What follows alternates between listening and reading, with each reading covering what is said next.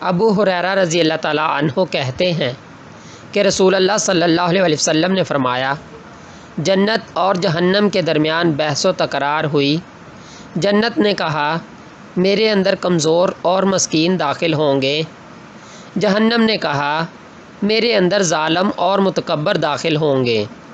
اللہ تعالیٰ نے فیصلہ کرتے ہوئے جہنم سے کہا، تو میرا عذاب ہے اور میں تیرے ذریعے جس سے چاہوں گا انتقام لوں گا، اور جنت سے کہا، تو میری رحمت ہے، میں تیرے ذریعے جس پر چاہوں گا رحم کروں گا۔